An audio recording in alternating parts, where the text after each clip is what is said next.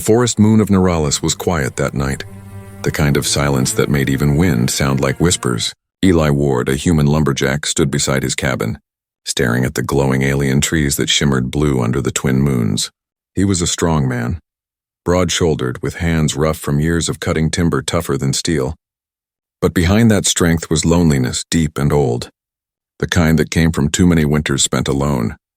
He lived far from the main colony, far from the city noise and fake laughter of taverns. Only machines and trees kept him company.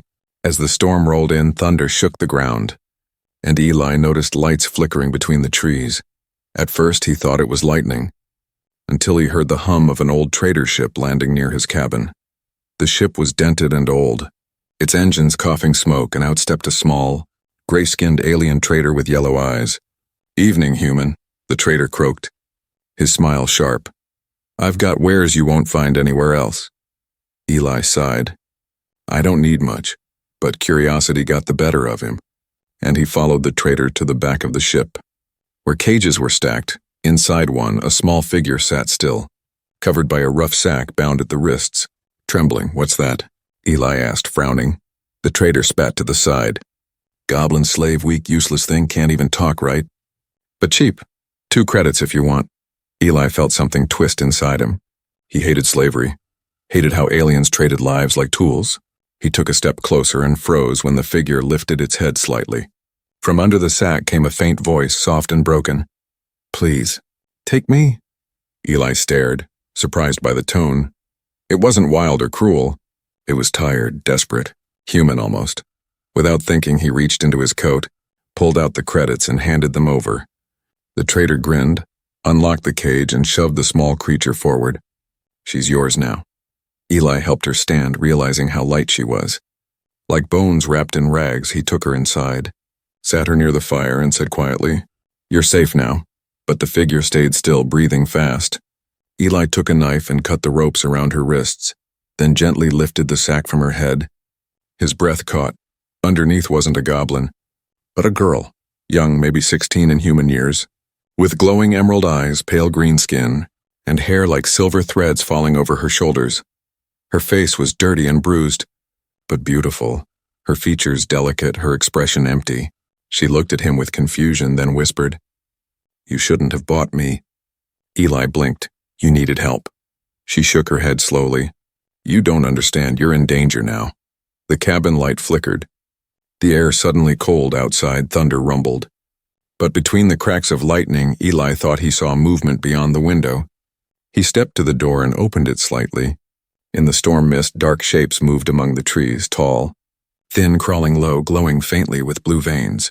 Eli's hand went to his axe, his heart beating fast. "What in hell?" The girl's voice trembled behind him. "They followed me. They never stop." Eli closed the door hard and barred it with a wooden beam. He turned to her, confused and angry. "Who are they? Why are they here?" She didn't answer, just stared at the fire like it was alive. He knelt beside her, his voice calm. "You're safe here. I promise." But she shook her head, whispering, "Safe doesn't exist for me." For a long time, neither spoke. The storm howled, rain lashed the roof, and Eli could feel something watching from the dark. He looked at her again, small, frightened, too fragile to be a threat. Yet something about her eyes made his chest tighten. He didn't know why, but he wanted to protect her, even if it meant fighting whatever monsters waited outside. He threw another log into the fire, the orange glow reflecting in her eyes. She finally whispered, "My name is Lyra." Eli nodded. "I'm Eli." Then the cabin shook violently, dust falling from the ceiling and a low growl echoed outside. Eli grabbed his axe, ready for whatever was coming. Through the tiny window, a glowing claw scraped across the glass, leaving a burning mark, and in that moment, Eli realized he hadn't rescued a slave. He had brought home the hunted. The night was far from over, and something ancient had just found them. Morning came late on the stormy moon, the sky still heavy with fog and ash. Eli Ward woke to silence, the kind that pressed against his ears. The fire in the cabin had burned down to faint orange embers, and beside it sat Lyra, the strange alien girl he had saved, or maybe cursed himself with. She hadn't moved all night, her hands folded in her lap, eyes staring at the flames like they were alive. Eli stood and stretched, his body sore from cutting wood and from sleeping in his chair. He spoke softly, not wanting to frighten her. "You hungry?" She didn't answer, just blinked slowly, her eyes reflecting the firelight like mirrors. Eli pulled a tin can from the shelf, opened it, and warmed the contents on the fire. Simple food, but enough. He slid the plate toward her. "Eat. You'll need strength." But she didn't touch it. Her hands shaking slightly, Eli frowned. "You sick?" Lyra's voice came low, barely above a whisper. "Fire. Hurts my kind." Eli blinked, confused. "Hurts? You're not close to it." She shook her head slowly. "Not the heat, the memory." Her gaze stayed locked on the flames, her lips trembling. "We burned. In cages." Eli froze, his chest tightening. He didn't know what to say. He just pushed the firewood aside, dimming the light, and muttered, "You're safe here. No one's burning anyone." When the cabin grew darker, she finally breathed easier. Eli noticed small marks on her wrists, thin, red scars like she had been bound for too long. He wanted to ask more but didn't. Instead, he stepped outside. The air was cold, the forest quiet, but his eyes caught something strange.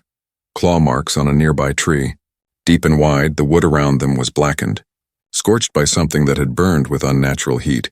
He knelt to study the marks, and his stomach turned when he saw droplets of silver liquid, blood that shimmered like mercury. Something had been here, and recently. He followed the trail a few meters before it vanished into the mist. The hair on his neck rose, whatever those shapes were last night. They weren't just animals.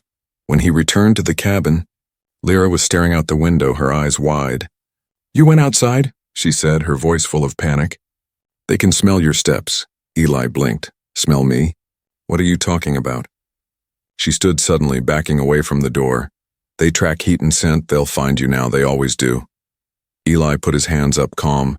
"Hey, slow down." "Who are they?" Lyra's breathing quickened, her voice shaking. "Hunters. From the mines, they come for those who escape. They never stop until we're dead." Eli felt a chill crawl down his spine. He'd heard stories in the colony, rumors of alien species bred as living power sources, their energy extracted by machines that kept them barely alive. He'd always thought it was just horror talk between drunks. But now he wasn't so sure. He stared at her glowing eyes, realizing they looked like the bioluminescent ore miners used for power. "Are you saying," he asked slowly, "they hunt you because of what you are?" She nodded once, her voice small. "Because of what I can make. The light in my blood powers ships and weapons. My kind was born to suffer." Eli clenched his jaw, anger burning in his chest. He had seen cruelty before: wars, slavery. People turned into tools, but this felt worse. He took a deep breath and said firmly, "Then they'll have to go through me first." Lyra's head snapped up, her eyes wide. "You don't understand. You can't fight them. They're not like you." Eli's tone hardened.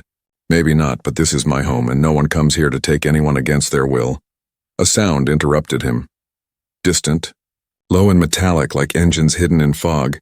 Lyra flinched, pressing her hands over her ears, whispering, "They're close."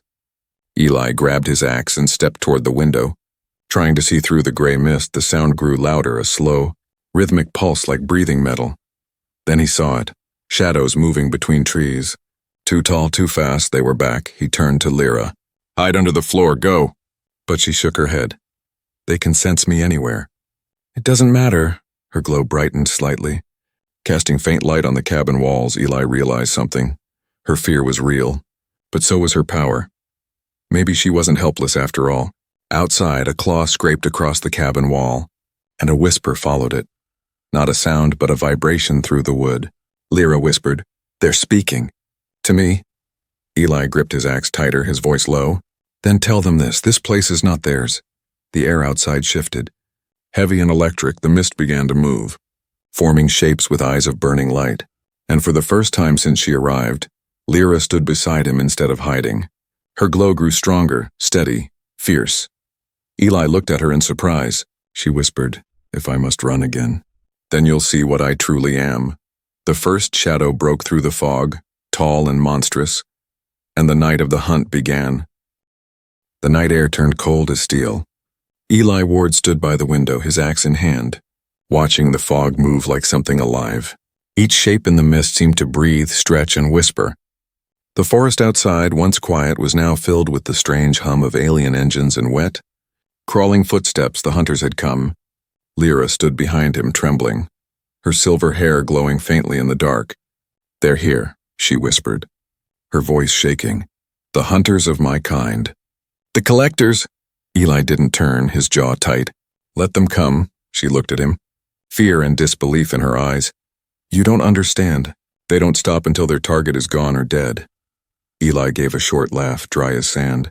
"Then they've picked the wrong lumberjack to bother." A claw scraped against the cabin wall, a sound sharp enough to pierce bone.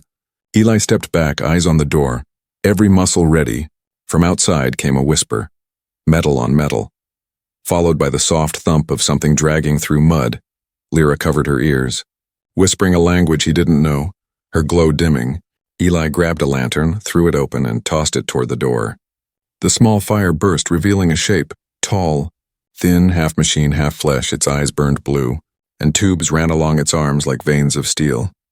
It turned its head slowly, its mouth splitting open into rows of mechanical teeth. Eli swung his axe without hesitation, the blade crashing into its chest. Sparks flew as the thing screamed, not a sound of pain, but a digital shriek that made the windows rattle. He kicked it back, slammed the door, and dragged the metal table in front. Lyra fell to her knees, gasping. "You shouldn't have attacked. It'll call the others." Eli's breath came hard. Too late for that now. The ground shook, and the sound of dozens of legs scuttling filled the night. Through the cracks in the cabin wall, faint blue lights appeared, dozens of glowing eyes moving closer. Eli's heart pounded, but he didn't let fear show. He grabbed a shotgun from above the door, a relic from old Earth, and checked the shells. "Only 4 left," he muttered. "That'll have to do." Outside, the fog thickened until it pressed against the windows like liquid. Eli could barely see anything now, just shifting shadows, glowing lines and shapes slithering in and out of sight. The air smelled of burning metal and rot. Then came the first strike. Something slammed into the side of the cabin, cracking the wall. Lyra screamed, light bursting from her hands for a second before fading. Eli turned to her, eyes wide. "You can do that again?" She shook her head weakly. "It hurts me." "It takes too much," he frowned. "We don't have a choice." The door burst open, splinters flying. 3 hunters crawled in, one dragging itself on mechanical arms, another walking like a spider. The third crawling along the ceiling. Eli fired, the shotgun blast lighting the cabin like lightning. One fell, sparks flying, another jumped aside. Its claws slashing through the table. Lyra screamed again, her glow rising bright enough to blind them. The creatures shrieked, stepping back, smoke rising from their metal bodies. Eli grabbed her wrist, shouting, "Whatever that is, do it again." She shook her head, crying, "I can't hold it. It'll kill me." Eli gritted his teeth. "Better that than letting them take you." Outside, more shapes gathered. Eli could hear mechanical voices whispering through the fog, strange and rhythmic, like a hive calling its drones. He dragged barrels of oil toward the doorway and smashed one open, spilling the slick liquid across the ground. Then he took a burning log from the fire and tossed it outside. The oil caught instantly, flames racing across the dirt and trees, lighting the fog from below. For a moment, Eli thought they had won, but the light revealed something worse. Tall forms moving deeper in the forest, hundreds of them silent and waiting. Their eyes glowed in perfect rhythm, forming a circle around the cabin. Lyra's voice broke. "They won't stop. You don't understand. They'll burn this whole forest to find me." Eli looked at her, eyes full of fire. "Then they'll burn with it." A roar echoed through the night, not human, not machine, but both. The hunters moved as one, breaking through the burning line. Eli fought with everything he had, swinging, kicking, shouting, blood running down his arm. He heard Lyra cry out, and when he turned, he saw her fall to her knees, light pouring from her chest like liquid energy. The hunters froze, every one of them, their eyes flickering, system shaking. Eli didn't understand, but he knew she was doing something powerful. The cabin walls glowed. The ground trembled, and then silence. When Eli opened his eyes, everything was still. The hunters were gone, ashes on the wind. Lyra lay unconscious, her glow faint. Eli knelt beside her, his voice soft. "You're safe now." But as he looked outside, he realized something else was moving in the distance, watching, waiting. And for the first time, he wondered if this fight was only the beginning. The fire outside had died, leaving only the smell of burned metal and smoke. Eli Ward sat on the cabin floor, breathing hard. His hands covered in oil and ash. The forest was silent again, but it was not peace. It was the kind of silence that follows a battle. When the world holds its breath, Lyra lay on the wooden floor, her faint green glow pulsing softly like a heartbeat, her silver hair tangled around her face. Eli touched her wrist gently, searching for a pulse, and felt warmth, faint but steady. She stirred, eyes fluttering open, confusion in her voice. Where are they? Gone, Eli said, leaning back with a sigh. You scared them off somehow. Her eyes widened slightly. No. They don't run, they were shut down, he frowned. Shut down? What do you mean? Lyra sat up slowly, clutching her chest where the light had burst before. When I released energy, she said weakly, it overloaded their cores. Their machines powered by what they took from us, from my kind. Eli stared at her, speechless. You mean, those things were built using your people's energy? She nodded, tears forming in her glowing eyes. Yes. We are the fuel for their war machines, their weapons, their ships. My kind was born in chains. Eli clenched his fists, anger rising like heat in his chest. He had seen cruelty before, wars, slavery, famine, but this was beyond reason. He looked at her and asked softly, how did you escape? She closed her eyes, voice trembling. My mother was one of the energy queens, the core of the mines. She hid me during an attack by rebel ships. She used the last of her strength to send me away in a pod. I've been running ever since. The words hung heavy in the small cabin. Eli finally stood, pacing back and forth, his boots creaking against the old floor. So those hunters, they weren't just here for you. They were here to bring their power source back. Lyra nodded slowly. Yes, I am a missing piece of their system. They will not rest until they recover me or until I burn out.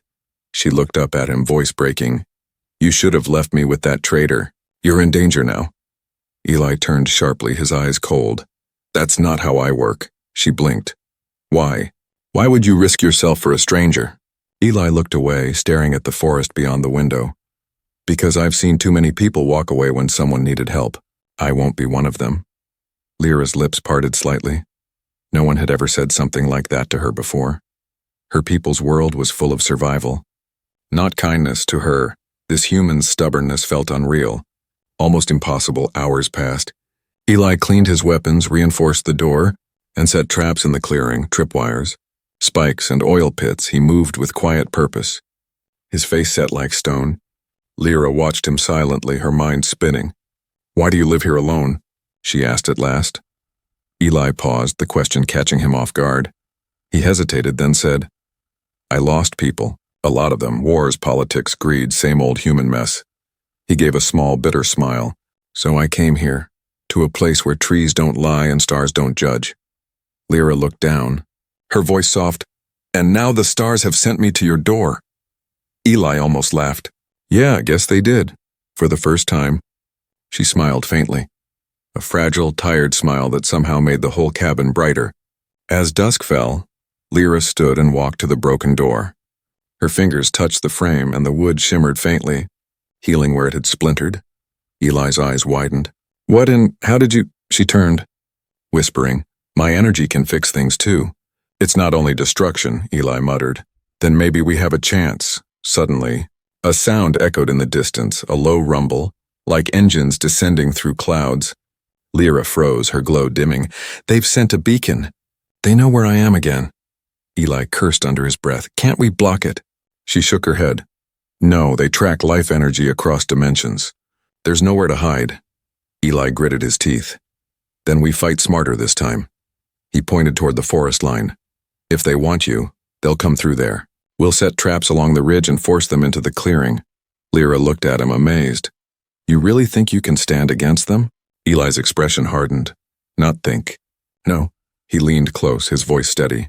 I may not be strong like them, but I know this land. And I've got more fight in me than they've ever seen. Lyra's chest ached, fear and hope mixing in her heart for the first time. She whispered, You shouldn't have met me. Eli. He smiled faintly, tightening his grip on the axe. Maybe I was meant to. As the twin moons rose, casting silver light across the trees, the forest began to hum again, soft, rhythmic, mechanical. Lyra's glow returned, stronger this time, no longer trembling. She stepped beside him and said quietly, "If they come again, I won't hide." Eli nodded, his voice low but sure. "Good, because next time, we're ending this." Far away through the mist, shapes began to move again, bigger, faster, more organized. But this time, the lonely lumberjack and the hunted alien girl were ready, and between them, for the first time, the line between fear and courage began to blur. The twin moons had vanished behind thick storm clouds. Only the red glow of distant fires painted the sky above the forest. Eli Ward stood at the edge of his clearing, axe in hand, sweat mixing with rain on his face beside him. Lyra's glow pulsed faintly under her cloak, soft but steady, like a lantern fighting against the dark.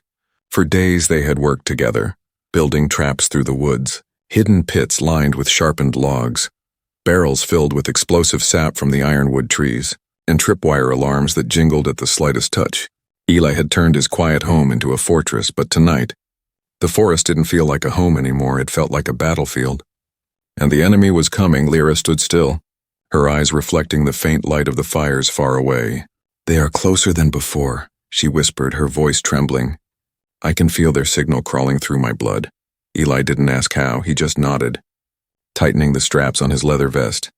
"Then let them come," he muttered. "We'll make this night their last." The first sound came just after midnight, metal scraping against bark, followed by a strange clicking echo that rolled across the fog. Eli's traps triggered one after another. Bells, then snapping ropes, then the hiss of oil splashing onto the ground. He gritted his teeth. "Positions." Lyra raised her hands, faint arcs of green energy sparking between her fingers. Her face was calm but pale, the kind of calm that came before a storm. The forest lit up with dozens of glowing eyes. Shapes crawled out from the mist, metal limbs, claws made of shining alloy, and faces half covered in bone. Hunters, dozens of them moving like a swarm. Eli stood firm, waiting until they stepped into the clearing, then swung his axe at the oil-soaked fuse. The spark caught instantly. Boom! The entire front line of the forest exploded into a wave of fire, flames racing up trees, roaring like thunder. Hunters screamed, their bodies melting and bursting under the heat, their circuits snapping and sparking. The fire's light turned the clearing into a furnace. Eli ran forward through the smoke, cutting down those that survived, his axe shining red in the blaze. Every swing was a promise, every strike a message. No one would take her. Behind him, Lyra lifted her hands, her glow bursting bright. Beams of energy streamed from her palms, cutting through the darkness, burning through the hunter's metallic armor. For the first time, Eli saw her true strength, terrifying. Beautiful, unstoppable, but power came with a cost. Blood trickled from her nose and her knees trembled. Eli turned just in time to catch her before she fell. "Easy," he shouted over the roar. "Don't push yourself too far." She gasped. "If I stop, they'll overwhelm us." He shook his head. "Then let me take a few for you." He charged back into the fire, swinging the axe until his arms screamed in pain. Hunters closed in from both sides. One slashed across his shoulder. Another lunged with a blade arm. Eli roared, kicking one back into the flames, then grabbed his shotgun and fired point blank. The creature's head burst in a shower of sparks. But Eli was already bleeding. He stumbled, dropped to one knee, and looked up. 3 more were coming. Then the world flashed green. Lyra's scream tore through the storm as light erupted from her chest again. The remaining hunters froze mid-motion, their glowing eyes flickering before fading out completely. Silence followed, broken only by the crackle of burning trees and the soft hiss of rain trying to kill the flames. Eli collapsed near the fire pit. Breathing hard, his body was burned, bleeding but alive. Lyra crawled to him, her glow fading fast. "You shouldn't have fought," she whispered weakly. "You're hurt because of me." Eli smiled faintly, wiping soot from his face. "I told you. I've been hurt before." A distant rumble shook the ground again. Lyra's eyes widened, fear returning. "No. They sent a signal before dying. They've called the higher ranks." Eli frowned. "Higher ranks?" She nodded. "Commanders. Pure cores. Stronger than anything we've faced." Eli leaned back against the wall, closing his eyes briefly. "Then we rest now. When they come, we'll be ready." She looked at him, tears mixing with rain. "Why do you care so much?" He chuckled weakly. "Because you deserve to live." "Lyra, someone has to believe that." Her fingers tightened around his hand. The flames behind them slowly dimmed as the rain grew heavier. The smell of smoke mixed with ozone as the storm rolled on. Above the forest, hidden in the clouds, a massive ship watched from orbit, its red lights blinking, scanning, and deep inside it, voices whispered in an alien tongue. Target located. Human interference detected. Deploy recovery units. Eli didn't know it yet, but the real war hadn't even begun. This night, the night of fire, was only the first spark. And by saving one hunted girl, he had just declared war on an empire. Rain fell softly on the scorched forest, hissing where it met still smoldering wood. The storm had washed away the fire, leaving behind only blackened trees and twisted metal remains of the hunters. Eli Ward sat outside his shattered cabin, bandages wrapped around his arm and shoulder. Staring at the smoking ruins in silence, his axe leaned beside him, broken in two. He had survived, but barely inside the cabin. Lyra slept on a makeshift bed, her glow faint and flickering like a dying star. Eli had done everything he could to patch her wounds, but her energy had burned out faster than she could recover. He had seen her power up close, seen how it destroyed machines and lit the sky, but it had nearly destroyed her too. As dawn rose over the forest, a strange hum filled the air. Deep and heavy, Eli lifted his head, frowning. Not again. He reached for his broken shotgun, but the hum grew stronger, vibrating through the ground. Then the clouds above tore open, and a massive ship descended slowly from the sky, silent, silver, and alive. It wasn't like the hunters' mechanical machines. This ship pulsed with soft, organic light, almost like it was breathing. Eli stumbled back, shielding his eyes as a beam of pale energy swept across the clearing. The air shimmered and three figures appeared out of thin air, tall, elegant, armored in luminous metal, their eyes glowing faint gold. They looked like Lyra, but older, stronger, regal. One of them stepped forward, her voice calm but commanding. Human. You fought the hunters? Eli gripped his axe handle tightly, unsure if these new arrivals were enemies or not. Who's asking? The woman tilted her head slightly. We are the Seraphine Guard. Sent to retrieve our lost one. Eli's breath caught. Lyra? The woman nodded slowly. She is one of our children, taken long ago by the machines you call hunters. Her voice softened. You saved her. You risked your life. Eli shrugged. She needed help. The woman's expression shifted, a hint of wonder flickering in her eyes. Few outside our kind would do what you have done. Another of the tall figures entered the cabin, then called out gently, Commander, she wakes. Eli hurried inside and saw Lyra opening her eyes, her glow slowly strengthening under the presence of her people. When she saw them, she gasped. The guard. You came. The commander knelt beside her, touching her forehead. We followed your energy trail. You fought well, young one. Tears welled up in Lyra's eyes. I thought I was the last. The woman smiled faintly. Not yet. Eli stepped closer, uncertain. So, what happens now? The commander turned to him. We will take her home, far from this system. She has endured enough. Eli nodded slowly, his chest tight. Good. She deserves peace. Lyra looked at him, panic flashing in her eyes. Wait, you're not coming? Eli hesitated. This is my home, Lyra. I belong here. Her lips trembled. You'll be alone again, he smiled weakly. I've been alone before. The commander watched the exchange in silence before saying quietly, You have earned our respect, human, and our gratitude. She reached out and touched Eli's chest lightly, a symbol glowing beneath her hand, a mark of shimmering gold. When danger finds you again, speak this name, she said. And the stars will hear. Eli blinked, confused but too tired to argue. Appreciated? I think, as they prepared to leave, the ship's engines hummed with power, its surface rippling like water. Lyra took a hesitant step toward Eli, her eyes shining brighter now. I don't want to leave you here. Eli shook his head, forcing a smile. You got a whole galaxy waiting for you. Go live it. Tears slipped down her cheeks as she whispered, You freed me, Eli. No one's ever done that before. He reached out, brushing her hair back gently. Then make it mean something. The commander gave a low signal, and beams of light wrapped around them. The ship began to rise, engines humming louder as the forest wind whipped through the clearing. Eli stepped back, shielding his face as the glow brightened. Through the light, he saw Lyra's hand pressed to the glass-like barrier of the ship. Her lips moved, barely audible through the storm. I'll come back." Then the light vanished and the forest fell silent once more. Eli stood alone in the clearing, staring at the empty sky. The burned metal remains of the hunters still littered the ground. But somehow the place felt lighter, freer. He looked down at the golden mark glowing faintly on his chest and muttered, "Guess I made some new friends in high places." Behind him the cabin creaked in the wind. He smiled faintly, picked up his broken axe, and began rebuilding, one board, one nail at a time, because that's what humans did. Even after the universe tried to break them, they rebuilt in somewhere above the clouds. On a ship of living light, a young alien girl whispered the name Eli Ward to her people, and the stars themselves seemed to remember it. Weeks passed since the silver ship vanished into the clouds. The forest moon of Neuralis slowly healed, green sprouts pushing through blackened soil, birds returning to sing in the quiet dawn. Eli Ward's cabin stood once again, rebuilt stronger, with thick ironwood walls and a roof that could survive any storm. He had scars now, deep ones, but he wore them like medals, each one a memory of the night he refused to run. Every morning he woke before sunrise, poured black coffee into a cracked mug, and stared at the forest that had almost killed him.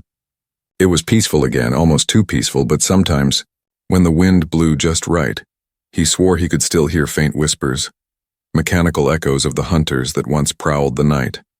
And every time, his hand would drift to the golden mark on his chest, glowing faintly under the skin, a reminder that he was no longer just a man from Earth. He was part of something bigger one night. As rain pattered against the roof, a strange hum filled the air. Eli froze mid-step, setting down his cup. It was the same sound he'd heard weeks ago, but softer, warmer, almost like a song. He stepped outside and looked up through the storm clouds. A streak of silver light descended. Cutting through the darkness like a falling star, it landed in the clearing. Silent and graceful, without fire or smoke. Eli's breath caught as the light faded, and there she was, Lyra standing in the rain, dressed not in rags this time, but in a shimmering cloak of living fabric that pulsed with soft blue light. Her hair had grown longer, her eyes brighter, and the scars on her wrists were gone. She smiled softly, her voice trembling with emotion. "Told you I'd come back." Eli couldn't speak at first, just laughed softly, shaking his head. "You actually did." She stepped closer, her feet barely leaving prints in the wet grass. "I had to. You saved me. My people wanted to thank you. All of us." He raised an eyebrow. "You flew across the stars just to say thanks?" Lyra's smile widened a little. "Not just thanks," she said quietly. "We owe you more than that." Before Eli could reply, another shape emerged from the light, one of the tall Seraphine guard, the same commander who had touched his chest before. She bowed slightly, her golden armor gleaming under the rain. "Human Eli Ward, your act of protection has changed our council's path." Eli blinked. "Changed your path? How's that?" The commander's voice was solemn. "Our people believed all other species were beneath us, too cruel, too selfish, too dangerous to trust. You proved us wrong," Lyra added softly. "Because of you, the High Council voted to end all slave contracts across our colonies. The mines are being dismantled." Eli's eyes widened, disbelief washing over him. "You mean because of what happened here?" The commander nodded. "A single human chose compassion over fear. It forced us to question everything." Lyra stepped forward, her glow reflecting in his eyes. "You changed the fate of thousands." Eli, for a moment, he didn't know what to say. He'd only done what felt right, what any decent man should have done. But hearing her words hit him harder than any battle. He looked at her and smiled faintly. "Guess it wasn't all for nothing then." Lyra shook her head. "No, it was everything." The commander handed him a small, silver crystal that pulsed with golden light. "This holds our code of passage," she said. "If you ever wish to travel beyond your world, this will open our gates to you." Eli turned it in his hand. Watching it glow brighter when he touched it, he chuckled. "Never thought I'd get an interstellar key." The commander smiled faintly. "Few ever earn it." As the rain eased, Lyra walked to the edge of the clearing, kneeling beside a fallen ironwood seed. She pressed her hand to the soil, and the seed glowed blue, sprouting instantly into a small tree. Tiny lights ran up its bark like stars climbing toward the sky. Eli watched, amazed. "Still fixing things, huh?" She looked back, her expression soft. "You taught me how." The commander raised her hand, and beams of light began to lift her and the ship. Lyra turned to Eli one last time. Will you come with us someday? Eli hesitated, then smiled. Maybe. When I've had enough peace and quiet? She laughed softly. That won't last long, not for someone like you. The ship began to rise, wind swirling through the clearing. Lyra pressed her hand to the glass once more, just like before. Goodbye. Eli, Ward of Earth. He lifted his hand in return. Goodbye, Lyra of the Stars. When the ship disappeared into the clouds, silence fell again. Eli turned toward the glowing sapling, its blue light spreading softly across the clearing. He sat down beside it, staring at the stars breaking through the clouds above. And for the first time in years, he didn't feel alone somewhere across the galaxy. Songs were sung about the human who defied the hunters, and though Eli Ward never heard them, the universe remembered the man who bought a goblin slave, only to discover a queen, and taught an entire species what it meant to be human.